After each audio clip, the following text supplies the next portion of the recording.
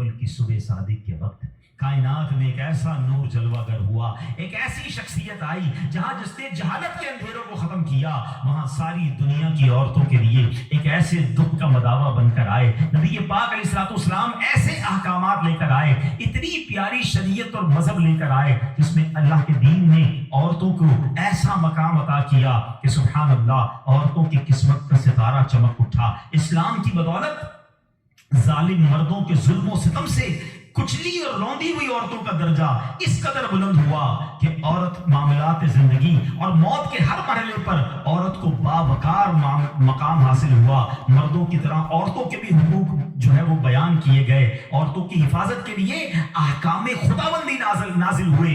औरतों को मालिकाना हुकूक मिल गए। औरतें अपने महर की रकमों, अपनी तिजारतों, अपनी जायदादों की मालिक बना दी गई। अपने माँ बाप, भाई बहन, औलाद और शौहर की मीरासों की वारिस करार दी गई। अलगर्ज वो औरतें जो मर्दों की जूतियों से भी ज्यादा जलील और खार थी, इंतहाई मजबूर और लाचार थी, वो मर्दों के दिलों का सुकून और उनके घरों की मलका बन गई। चुनांचे कुरान मजीद साफ साफ लफ्जों में खवातीन के, औरतों के हुकूक बयान करते हुए इरशाद फरमाता है, बिस्मिल्लाहिर्रहमानिर्रहीम, खलक़ लकुम मिन अनफुसिकुम अज़वाजन लितस्कुनू इलैहा वजअल बैनकुम मवद्दतन व रहमा। कुरान कहता है तुम्हारे लिए तुम्हारी जिनसे जोड़े बनाए कि उनसे आराम पाओ और तुम्हारे आपस में मोहब्बत और रहमत रखी। अब कोई मर्द ना औरतों को मार पीट सकता है, ना उनको घरों से निकाल सकता है, और ना कोई उनके मालो असबाब या जायदादों को छीन सकता है, बल्कि हर मर्द पर मजहबी तौर पर औरतों के हुकूक अदा करने लाजिम है। अल्लाह अकबर। गोया इस्लाम ने जुल्म का दरवाजा बंद कर दिया, कभी माँ के रूप में, कभी बेटी के रूप में, कभी बहन के रूप में, तो कभी जौजा के रूप में। अल्लाह अकबर। औरत को एक ऐसा मर्तबा अता फरमा दिया कि औरत किसी भी रूप में हो, जब भी उसके जनाब हुकूक तलफ किए जाएंगे, ना इंसाफी की जाएगी, इस्लाम वहां पर अपना किरदार अदा करता है। इस्लामी कवानीन सामने आते हैं, औरतों के हुकूक बयान किए जाते हैं। आओ सबसे पहले बात करते हैं बेटी की। कितनी बड़ी नेमत इस्लाम ने करार दी, मगर आप जानते हैं इस्लाम से पहले बेटी का हाल क्या होता था?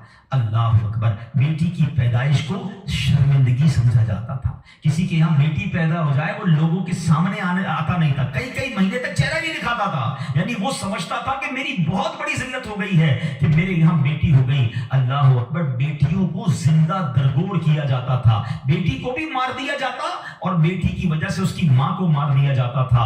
अल्लाह अकबर। कुरान क्या कहता है? सुभान अल्लाह। कैसा प्यारा मजहब है, कितना शानदार हमारा दीन है।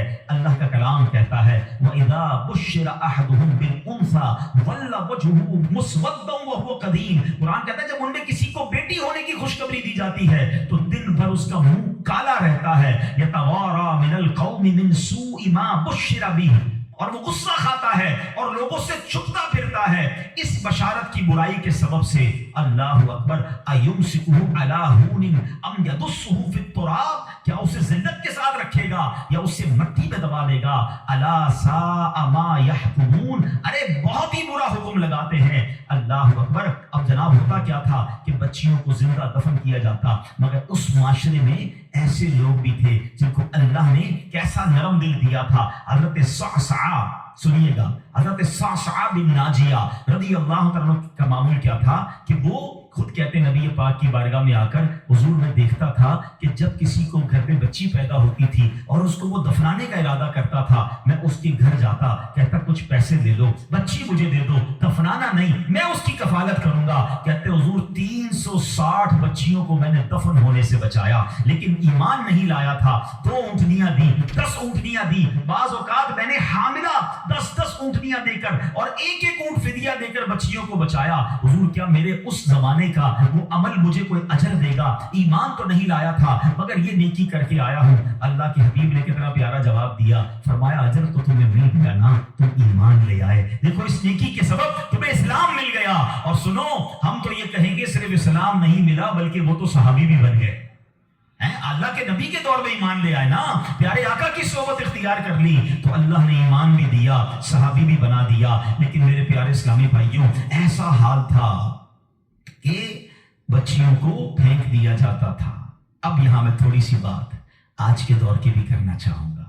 हम इंशाअल्लाह कुरानी अहकाम औरतों के बारे में भी सुनेंगे اور ساتھ ساتھ اپنی تربیت بھی کرتے جائیں گے. ہم میں سے بہت سارے بیٹیوں والے ہوں گے, مگر کیا یہ خبریں نہیں آتی کہ بچے کی پیدائش کی وجہ سے ماں کو برا بھلا کہا جاتا ہے, گھروں میں جھگڑے ہیں, معاذ اللہ. اب بھی یہ خبریں آتی ہیں کہ بچی پیدا ہوئی تو کچرا کنڈی پر پھینک دی گئی. یہ تو پھر سے ہم لگتا ہے اسی دور میں جا رہے ہیں. اسلام جو بچیوں کے حقوق لے کر آیا, اسلام جو بچیوں کو برا ماننے کے خلاف عمل کرنے کا ہمیں حکم دیتا ہے, بلکہ سنو حدیثیں کیسی ہیں. اے بچیوں والوں تمہیں مبارک ہو, اے بیٹیوں والوں تمہیں مبارک ہو. اپنی بیٹیوں کو کبھی برا نہ سمجھنا. نبی پاک علیہ الصلوۃ والسلام فرماتے ہیں جس شخص کی بیٹی ہو وہ اسے زندہ دفن نہ کرے, اسے ذلیل نہ سمجھے اور اپنے بیٹے پر اسے ترجیح نہ دے, تو اللہ عز و جل اسے جنت میں داخل کر دے گا.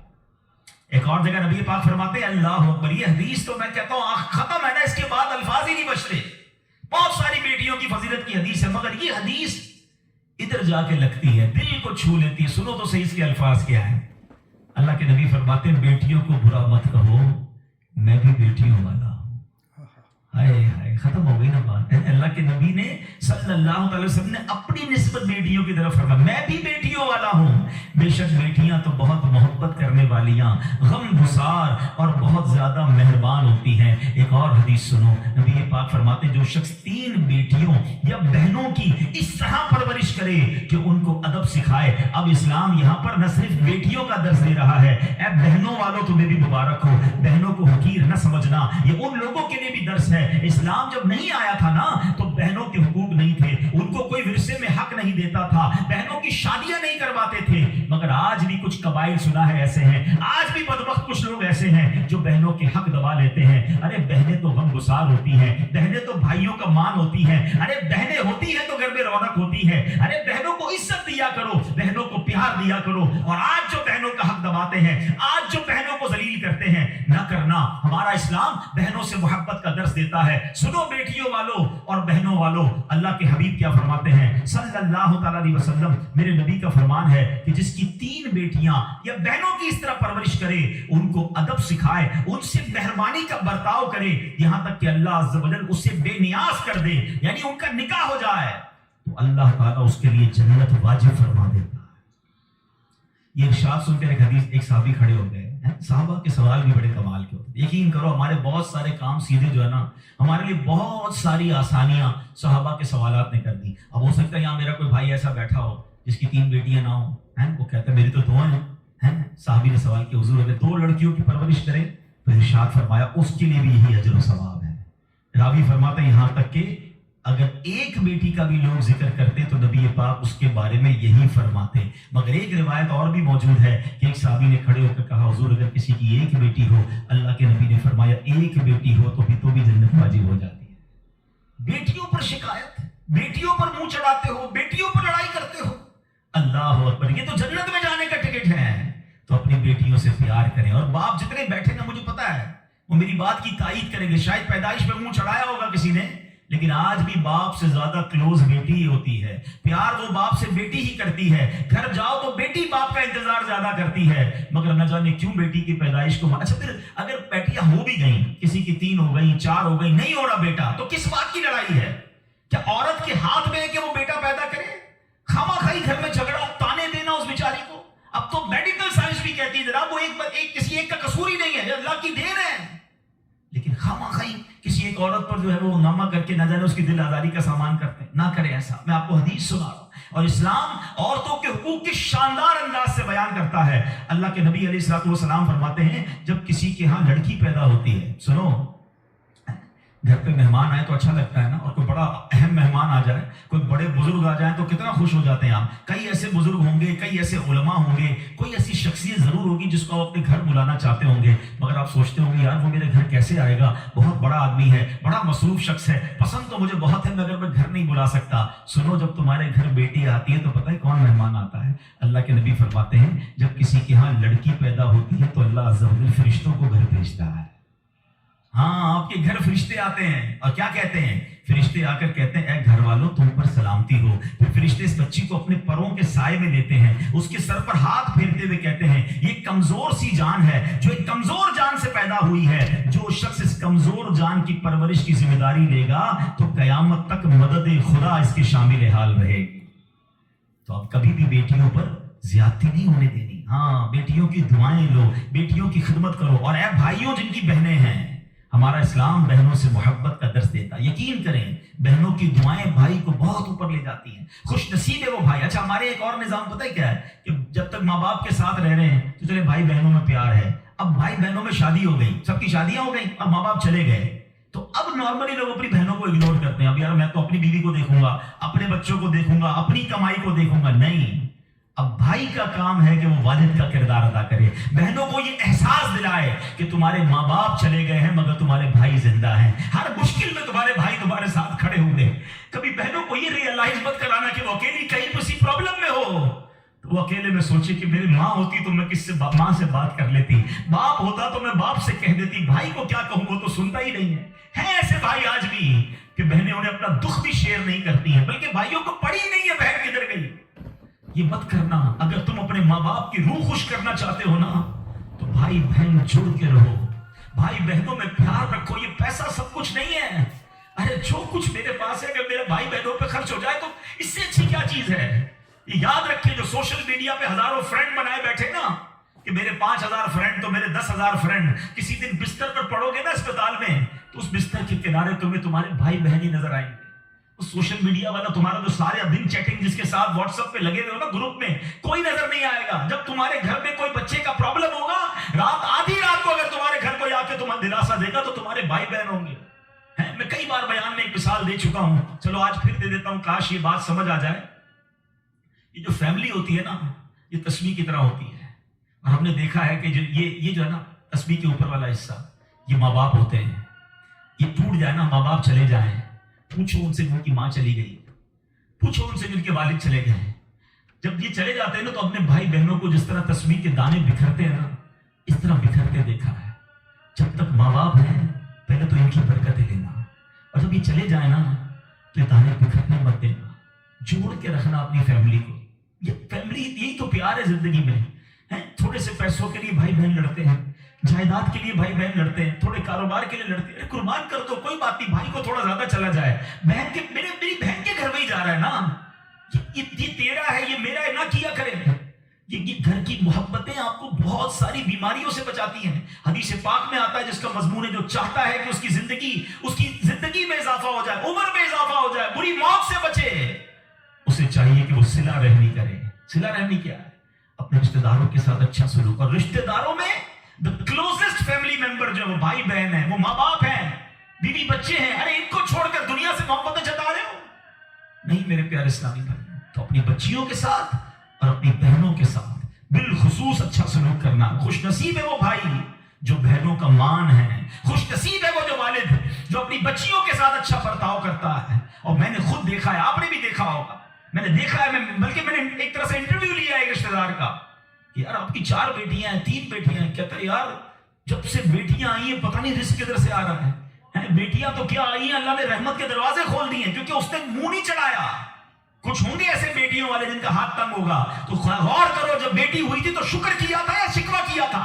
اللہ نے تو بھیجی تھی رحمت تمہارے گھر پہ, تم نے اس وقت بھی اللہ کو ناراض کیا, بیوی کو گالیاں دی, ہنگامہ کیا, اب کہتے ہو رحمت نہیں آ رہی. تم نے تو کتنی ناشکری کر لی. اگر تم سجدہ شکر ادا کرتے, اللہ کی بارگاہ میں راضی رہتے, اللہ بیٹیاں تو دیتا مگر تم پر رحمت کے اور دروازے بھی کھول دیتا. اور ہم نے دیکھا ہے لوگوں کے رزق کو بڑھتے ہوئے.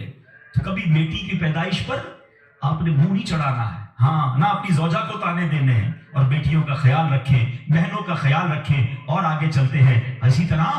اچھا نبی پاک کا انداز اپنی بہن کے ساتھ کیا تھا؟ اللہ کے حبیب علیہ الصلوۃ والسلام کی ایک دودھ شریف بہن تھی, حضرت شیما, رضائی بہن تھی نبی پاک کی. اب پیارے آقا کس طرح ان کے ساتھ برتاؤ کرتے تھے کہ ایک بار آپ علیہ الصلوۃ والسلام کی بارگاہ میں جب بہن حاضر ہوئی نا تو نبی پاک ان کی تشریف آوری پر کھڑے ہو جایا کرتے, اپنی بہن کی آمد پر ان کی دلجوئی فرماتے, ان پر خوب نوازشیں فرماتے. ایک بار پیارے آقا علیہ الصلوۃ والسلام نے اپنی مبارک چادر بچھائی اور اپنی بہن سے پتہ ہے کیا کہتے ہیں؟ مانگو تمہیں عطا کیا جائے گا, سفارش کرو تمہاری سفارش قبول کی جائے گی. بہن جانے لگی تو نبی پاک نے ایک لونڈی یعنی ایک اس کو خادمہ بھی دے دی اور 2 اونٹ بھی عطا فرما دیے. اچھا اپنی بیٹی کے ساتھ کیا برتاؤ ہے نبی پاک کا؟ بیٹیوں کو جو ڈیگریڈ کرتے, سنو, خاتون جنت بی بی فاطمہ رضی اللہ تعالیٰ عنہا جب نبی پاک کی بارگاہ میں آتی, آقا کھڑے ہو کر استقبال کرتے. अपनी बेटी के हाथ को नबी पाक चूमा करते, कभी माथे पर बोसा देते, प्यारे आका अपनी जगह अपनी बेटी को बिठाया करते। और यही अंदाज खातून जन्नत का भी था कि जब नबी पाक खातून जन्नत के पास जाते, वो खड़ी हो जाती और नबी पाक का इस्तकबाल करती, प्यारे आका के हाथों को बोसा देती, अपनी जगह नबी पाक को बिठाती। ये प्रैक्टिकली नबी पाक ने बताया कि बहन के साथ बर्ताव क्या है, बेटी के साथ बर्ताव क्या है। अब आओ हमारी जिंदगी का एक बहुत अहम साथी है जिसको हम सफर कहा जाता है। इस्लाम बीवी के बारे में क्या दर्स देता है, ये भी बड़ा प्रॉब्लम है। अच्छा, बाज़ औक़ात लोग अपनी शायद वालिदा से, मैं सिर्फ माँ की बात सबसे आखिर में करूंगा, और फैमिली मेंबर से अब भी बहुत प्यार कर रहे होते हैं, मगर बाज़ औक़ात बीवी को बड़ा डिग्रेड करते हैं। हम शायद भूल गए हैं कि हमारी जिंदगी का बहुत बड़ा हिस्सा जिसके साथ गुजरा है। मैं बयान में पहले भी कह चुका हूं, कभी सोचा आपने, एक तो अल्लाह ने आपका उसको साथी बनाया, और हम उसके साथ बाज़ औक़ात ज़्यादती करते हैं। हम कारोबार में तकलीफ में हो, हम बाहर किसी टेंशन में हो, किसी बंदे से किसी बात कोई बुरी लग गई, सारा गुस्सा आकर अब बंदे ने अपनी ज़ौजा पे निकालना है, क्योंकि वो बेचारी तो कुछ नहीं कह सकेगी। पहले के ज़माने जाहिलियत में भी यही था कि औरतों को पैर की जूती से ज्यादा जलील समझा जाता था, मगर क्या आज भी कुछ घरानों में ऐसा नहीं है? आज तक मैं वैसे सवाल करता हूं, वो शायद गालिब गुमान है कि जो यहाँ अज़वाज वाले, ज़ौजा वाले बैठे, शादीशुदा बैठे, हमारी ज़ौजा की शायद हर दुआ में हम होते हैं। हम अपनी बीवी के लिए कितनी दुआ करते हैं, गौर कीजिए। हालांकि मैंने देखा है कि जिनकी शरीक हयात दुनिया से जाती है ना, उन लोगों को मैंने टूटते भी देखा है। तो ऐसा ना करें, जिस तरह वो आपके लिए मोहब्बत का इजहार, दुआओं की आपकी खिदमतगार है, आप भी उसके लिए अच्छा बर्ताव करें। और नबी पाक का क्या अंदाज था? मैं तो आज इस्लाम की, शरीयत की, अल्लाह के नबी की बात करने आपके सामने आया हूं। अल्लाह के हबीब अलैहिस्सलाम से सवाल किया गया कि हुजूर, आपको दुनिया में सबसे ज्यादा पसंद कौन है? पूरी कायनात में आपको सबसे ज्यादा पसंद कौन है? अल्लाह के हबीब ने फरमाया आयशा। नबी पाक ने अपनी ज़ौजा का नाम लिया। हाँ, फिर फरमाया उनके वालिद हज़रत अबू बकर सिद्दीक़ रज़ियल्लाहु तआला अन्हु। फिर नबी पाक घर पर अपने अज़वाज के साथ क्या अंदाज होता था? घर का सौदा सलफ लेके जाते, खाने पीने में हाथ बटाते, मोहब्बत और प्यार का इज़हार फरमाते। सॉफ्ट माहौल था घर के अंदर। हमारे घर में ऐसा माहौल है नहीं मेरे प्यारे इस्लामी भाइयों। हमें ये सोचना है कि हमें अपने घर वालों के साथ क्या अंदाज इख्तियार करना है। नबी पाक अलैहिस्सलातु वस्सलाम फरमाते हैं कि इस्लाम से पहले, बल्कि बुखारी शरीफ की हदीस बताता हूं, इस्लाम से पहले माल के लिए जानवरों और दूसरे साजो सामान के साथ साथ बीवी को भी रहन रखवा दिया जाता था। जैसे पैसे कोई रहन रखवाता था ना, बीवी भी एक माल की तरह थी, लोग गिरवी रखवा लेते थे अपनी बीवी को। ये इस्लाम से पहले बीवियों का हाल था। अल्लाह अकबर। इस्लाम ने निकाह के जरिए औरत को मर्द के आधे ईमान का मुहाफिज करार दे दिया। कुरान कहता है वआशिरुहुन्ना बिल मारूफ, इनसे अच्छा बर्ताव करो। इस्लाम ने बीवियों के साथ अच्छा बर्ताव करने वाले को सबसे बेहतरीन करार दिया। अल्लाह अकबर। खवातीन तो मैं कहता हूं, मैं यहां इंशाअल्लाह इस बात को भी, अगर वाकई अक्लमंद खवातीन इस बयान को सुनेंगी तो वो जो मिसकंसेप्शन पैदा किया जाता है कि जनाब इस्लाम में औरतों को आजादी नहीं है, जनाब इस्लाम में औरतों के लिए घुटन है। अल्लाह अकबर। जरा पहले इस्लाम से पहले के हालात पढ़ो और उसके बाद इस्लाम के आने के बाद औरतों को क्या शानदार मकाम मेरा दीन देता है। अल्लाह के नबी ने द बेस्ट लोगों की जब मिसाल बयान की, बेहतरीन लोगों की मिसाल बयान की, तो नबी पाक फरमाते हैं, तिर्मिज़ी की हदीस है, सबसे बेहतर वो है जो अपने अहल के लिए बेहतर हो, यानी अपनी फैमिली के लिए बेहतर हो। और आका फरमाते, सुनो मैं तुम सबसे ज्यादा अपने अहल के लिए बेहतर हूं। नबी पाक सबसे ज्यादा अपनी फैमिली के लिए बेहतर। नबी पाक अलैहिस्सलाम से एक शख्स ने पूछा, हुजूर शौहर पर बीवी का क्या हक है? तो आपने फरमाया, जब वो खाए यानी शौहर खाए तो बीवी को खिलाए, जब लिबास पहने उसे भी पहनाए, उसके चेहरे पर ना मारे, उसे बदसूरत ना कहे, और अगर समझाने के लिए उससे अलहदगी करनी पड़े तो घर में ही अलहदगी करे। अल्लाह अकबर। एक बार हजरत उमर फारूक रज़ियल्लाहु अन्हु की बारगाह में, सुनिए का बड़ा दिलचस्प वाक़या। सैयदना उमर फारूक का कितना बड़ा नाम है, आपके जलाल की, आपकी अदालत की मिसालें दी जाती है। बड़े बड़े लोग आपके सामने थर थर कांपते थे। हजरत उमर का हाल ये था, आपका घर में अंदाज क्या था कि एक शख्स आया कि मैं हज़रत उमर के पास जाऊं और बताऊं मेरी बीवी जो है मुझसे इस तरह बात करती है, और मेरा वो अंदाज नहीं होता जो शौहर के सामने होना चाहिए। होता है, घरों में हो जाता है। हज़रत उमर के दरवाजे पर पहुंचा ना, तो अंदर से उसे सैयदना उमर फारूक रज़ियल्लाहु तआला अन्हु की ज़ौजा उम्मे कुलसूम रज़ियल्लाहु तआला अन्हा की नाराजगी की आलम में गुफ्तगू करते हुए सुना। वो हज़रत उमर से बात कर रही थी, तो वो शौहर सोचने लगा कि मैं तो अपनी बीवी की शिकायत लेकर आया था, हजरत के तो घर का भी मामला ही ऐसा ही है।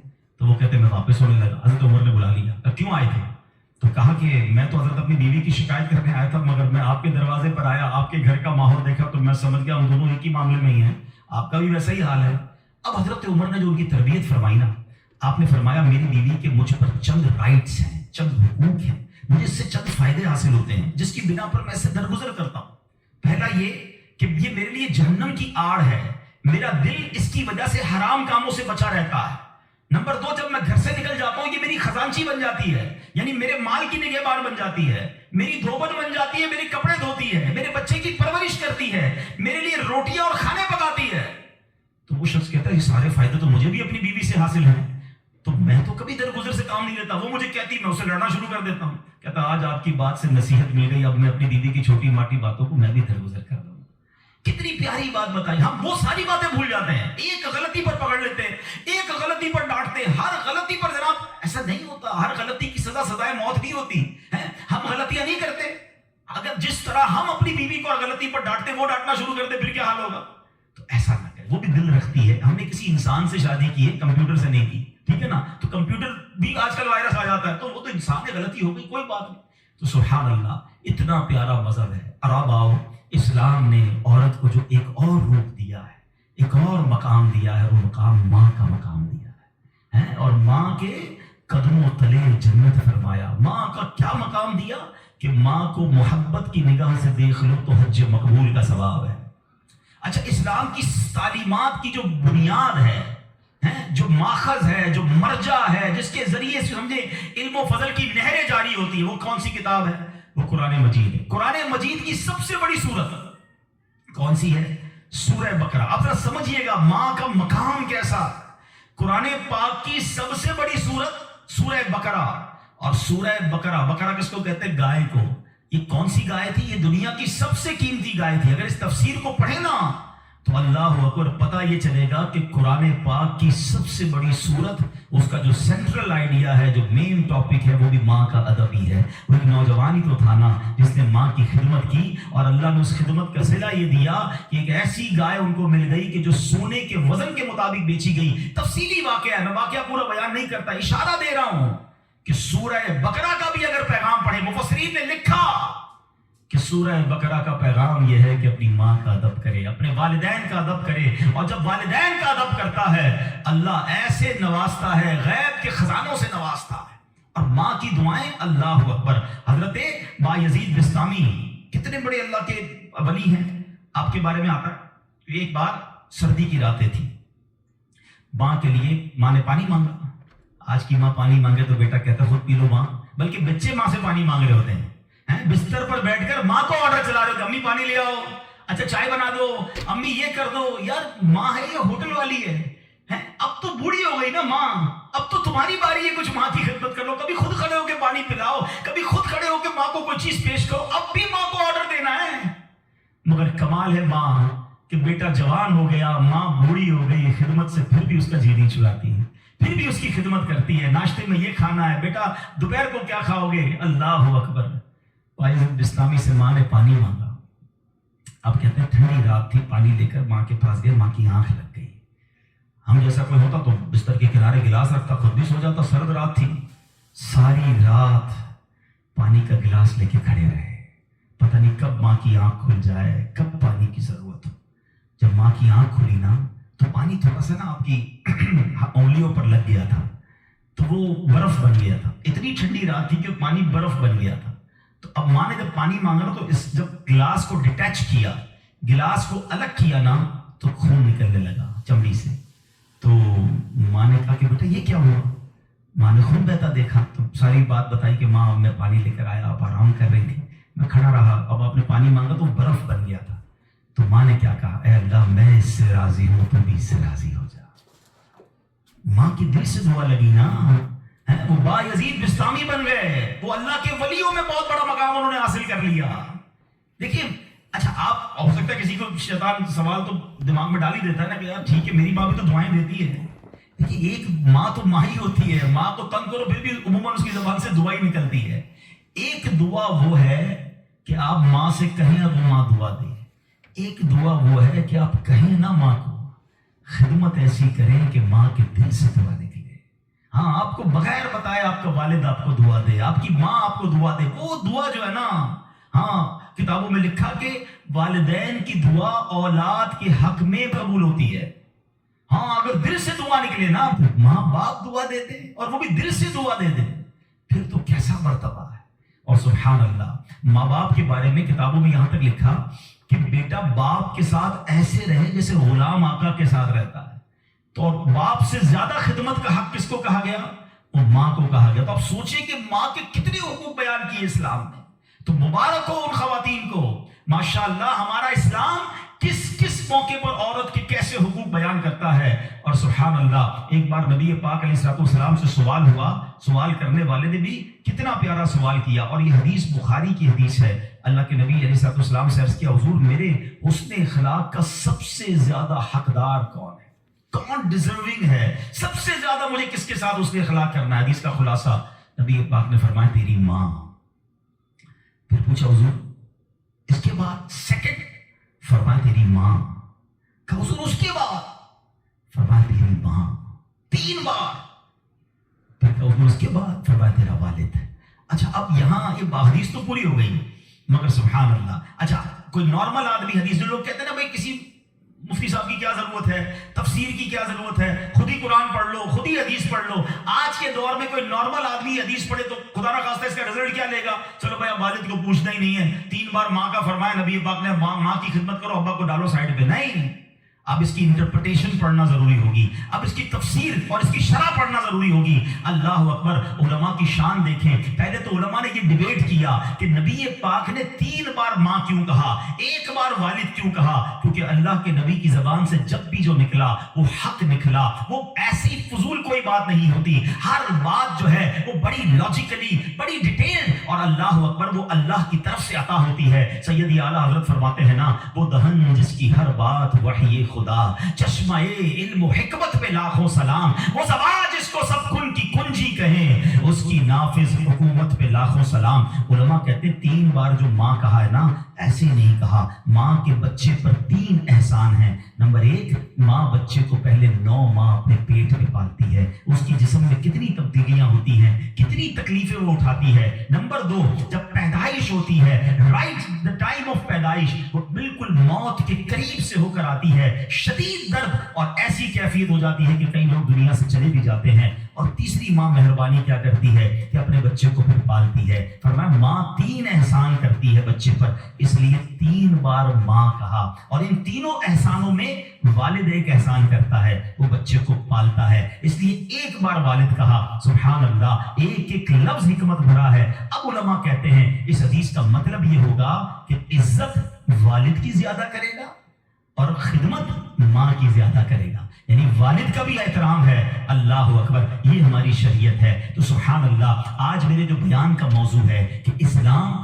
عورت کا کیسا مقام بیان کرتا ہے، ہر روپ میں عورت کے حقوق کو جو ہے وہ سیف کرتا ہے، اس کے حقوق کو بیان کرتا ہے اور اس پر ظلم و ستم سے بچاتا ہے۔ تو سبحان اللہ، ہم یہاں جتنے بھی بیٹھے ہیں، کسی کے گھر میں بیٹی ہوگی، کسی کے گھر میں بہن ہوگی، کسی کے گھر میں زوجہ ہوگی، کسی کے گھر میں ماں ہوگی، ان تمام روپ میں ہمیں خواتین کے ساتھ اچھا برتاؤ کرنا ہے۔ اور اب جو مجھے مائیں سن رہی ہیں، میں ان سے بھی عرض کروں گا کہ اگر ماں باپ نیک ہوں تو اولاد پر اس کا کتنا خوبصورت اثر پڑتا ہے۔ شیخ عبد القادر جیلانی 5 سال کی عمر ہے، مدرسے جاتے ہیں، قاری صاحب نے کہا پڑھو بسم اللہ، آپ نے بسم اللہ الرحمن الرحیم پڑھ کر زبانی 18 پارے سنا دیے۔ قاری صاحب حیران ہیں، پہلی بار بچہ مدرسے آیا ہے، 18 پارے کیسے یاد کر لیے؟ کہا اور بھی تو پڑھو نا۔ کہا اتنے یاد ہیں؟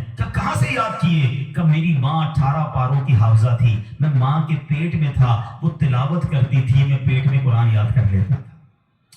اچھا یقیناً غوث پاک کی کرامت ہے، یہ آج کے دور میں پاسبل ایسے ہم جیسے لوگوں کے لیے پاسبل نہیں نظر آتا، لیکن ایک بات تو ہے نا کہ وہ تلاوت کرتی تھی، دودھ پلاتے وقت تلاوت کرتی تھی۔ سیدہ فاطمہ رضی اللہ تعالیٰ عنہ کے بارے میں بھی آتا ہے کہ خاتون جنت حسنین کریمین کو جب دودھ پلاتی یا جھولا دیتی تھی، انہیں قرآن سناتی تھی۔ آج ہم کیا کرتے ہیں، چھوٹے بچے کو بھی موبائل پکڑا دو، ہر کھلونے میں میوزک، اسٹارٹ سے ہی اس کو میوزک کا عادی ہم بنا رہے ہیں۔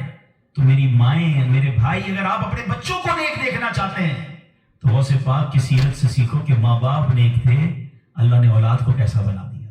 تو اگر میں اور آپ چاہتے ہیں، آج بیان تو ہو رہا ہے نا کہ ماں کے ایصال ثواب کرنا ہے، ماں ماں کی خدمت کرنی ہے، لیکن بچے کو دین کے قریب لاؤ گے تو آپ کی خدمت کرے گا نا۔ آج کل تو دنیا کے اتنا حوالے کر دیا ماں باپ نے کہ بعد میں خود اپنے بچوں سے ڈر لگ رہا ہوتا ہے، ارے باپ رے باپ، میرا بچہ بڑا آفیسر ہے، میرا بچہ بڑا ڈگری ہولڈر ہے، وہ فلاں ادارے میں کام کرتا ہے، اس کو برا لگ جائے گا۔ ارے تف ایسی اولاد پر جس سے ماں باپ بات کریں تو انہیں ڈر لگے کہ بیٹے کو برا لگ جائے گا۔ اپنے بیٹے کو دیندار بناؤ، انشاءاللہ اگر آپ کا بیٹا صحیح معنوں میں دیندار بن گیا، عالم بنا، مفتی بنا، یا بے شک اچھی کتابیں پڑھ کر، قرآن و حدیث پڑھ کر اچھا مبلغ بن گیا، اس بیٹے کو ڈر لگے گا کہیں ماں باپ کو برا نہ لگ جائے۔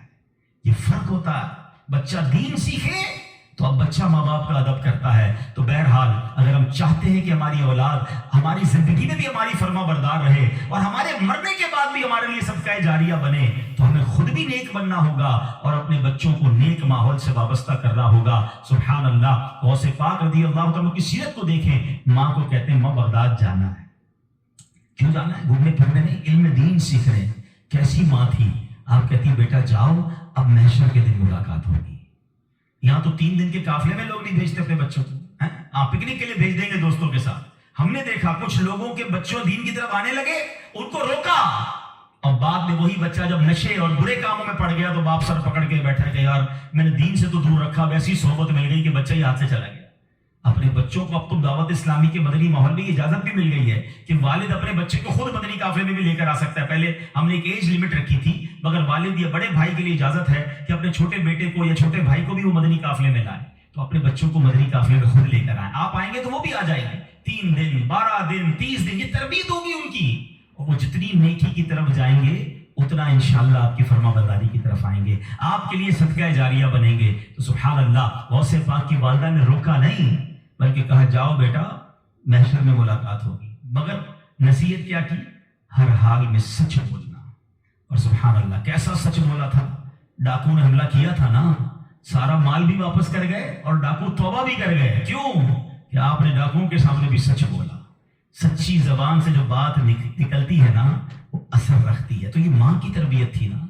تو اللہ پاک ہم سب کو اپنے ماں باپ کا ادب بھی نصیب فرمائے، اور جب ماں باپ مجھے سن رہے ہیں، اللہ کرے کہ ہم اپنے بچوں کی اچھی تربیت کرنے میں بھی کامیاب ہو جائیں۔ آپ بچوں کی اچھی تربیت کریں، وہ زندگی میں بھی آپ کے لیے دعائیں کریں گے۔ ہاں آپ کو پتا ہے بچہ جس کا نمازی ہو، کیا پیارا دین ہے ہمارا۔ یقین کریں ماں باپ خالی بچے کو نیک بنا دیں، پھر دیکھو بچہ آپ کے لیے کیسا کام کرے گا۔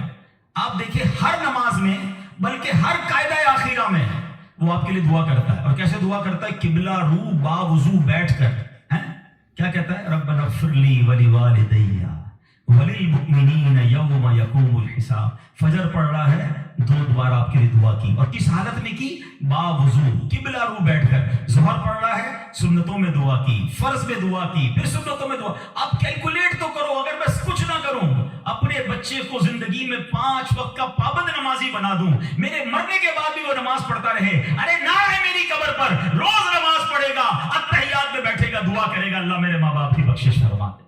کتنا خوبصورت مذہب ہے ہمارا، کتنا پیارا دین ہے۔ تو اے میرے پیارے اسلامی بھائیوں، آج یہ پیغام لے جاؤ، اولاد ایسی بنا کے جانا ہے کہ میرے زندگی میں بھی مجھے میرا بیٹا دعائیں دے، میری اولاد مجھے دعائیں دے، میری خدمت بھی کرے، اور مرنے کے بعد بھی میرے لیے صدقہ جاریہ کا باعث ہو۔ مگر وہ جب ہو سکے گا جب ہم خود نیک بنیں گے، اپنے بچوں کو نیک بنائیں گے۔ اور سبحان اللہ یہاں پر دعوت اسلامی کا ماحول ہمارے سامنے ہے، جو خواتین کے لیے بھی رہنمائی کے خوبصورت پروگرام رکھتا ہے۔ ہماری بہنوں کے لیے مدرسے موجود ہیں، جامعۃ المدینہ موجود ہیں، اسلامی بہنوں کے اجتماعات موجود ہیں، ہمارے اسلامی بھائیوں کے ہفتہ وار ویکلی اجتماعات وہ موجود ہیں۔ قرآن سے محبت کیجئے، قرآن سیکھیے تو صحیح کہ کیسے پڑھنا ہے، تو خود بھی اور اپنے بچوں کو بھی قرآن پڑھائیے۔ تو اب جو بڑے ہو گئے ہیں، دعوت اسلامی دیکھیں کتنا پیارا پلان رکھتی ہے کہ جو بچے ہیں وہ مدرسہ المدینہ جو بچوں کے اس میں داخلہ لے لیں، اور جو بڑے ہیں جو مدرسوں میں دن میں نہیں جا سکتے ہیں، جاب کرتے ہیں، کاروبار کرتے ہیں، تو آپ کی آسانی کے لیے تقریباً کراچی کی مسجدوں میں، بلکہ اگر مجھے دنیا میں کہیں بھی سن رہے ہیں تو الحمدللہ دعوت اسلامی والوں سے رابطہ کریں،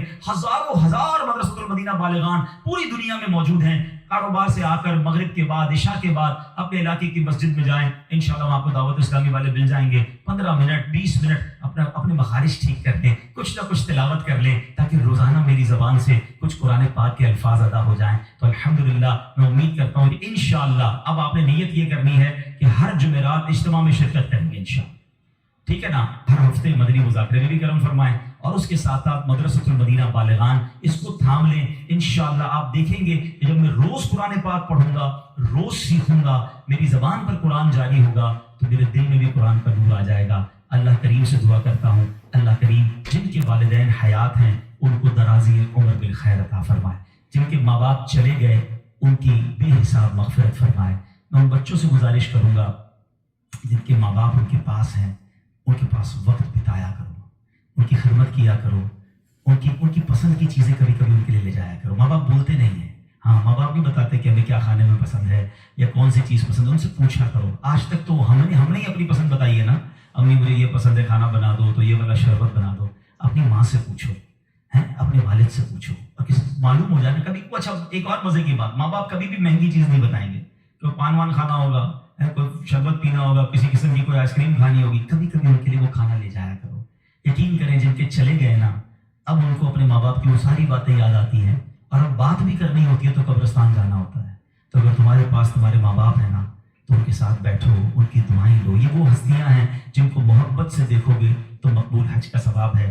بعض اوقات کچھ لوگ اس سے وہ ہوتے ہیں نا کہ یار مجھے ویل چیئر چلانی پڑتی ہے تو مجھے دوائی کے لیے لے جانا پڑتا ہے، یا بعض اوقات کپڑے وپڑے دھلانے پڑتے ہیں یا واش روم لے جانا پڑتا ہے۔ تم لکی ہو، ہاں بھاگ جاگ گئے، ورنہ کئیوں کے ماں باپ نے تو موقع ہی نہیں دیا خدمت کا، وہ ہماری خدمت کرتے کرتے چلے گئے۔ اگر آج کسی بچے کو ماں باپ کی خدمت کا موقع ملا ہے نا، اور کبھی ایسا موقع ملے نا کہ آپ کے پیسے ماں باپ پر خرچ ہو، تو سمجھ لو تمہارے بھاگ جاگ گئے۔ ارے انہوں نے ساری زندگی مجھ پر خرچ کیا اور اب میرے پیسوں کے نصیب جاگے کہ کچھ ماں باپ پر خرچ ہو جائے، لیکن جب ماں باپ پہ خرچ کرنے کی باری ہوتی ہے تو ایسے بھی بدبخت ہیں جو کہتے ہیں یہ میرے ہیں تمہارے تھوڑی ہیں، میں نے کمائے۔ اللہ اکبر! سوچو جب میں پیدا ہوا تھا، آپ پیدا ہوئے تھے، بے لباس تھے، میرا باپ کہتا تیرے پیسے کہاں ہیں، تو جان تیرا کام جانے دے، میں تو ننگا ہی رہ جاتا نا۔ اگر مجھے کھانا نہ کھلاتے، میری انگلی پکڑ کر نہ چلاتے، مجھے پڑھاتے نہ، لکھاتے نہ، مجھے سمجھاتے نہ، مجھے کھلاتے نہ، ایک ایک چیز والد اور والدہ نے ہم پر خرچ کی ہے۔ والدہ خدمت کرتے رہی، باپ پیسے خرچ کرتا رہا، اور جب ہماری باری آئی خدمت اور پیسے خرچ کرنے کی تو اب بوجھ کس بات کا؟ وہ ریٹرن تو دے ہی نہیں سکتے ہم جو انہوں نے ہم پر کیا، لیکن اگر موقع ملا ہے نا تو خدمت سے جی نہ چرانا۔ میرے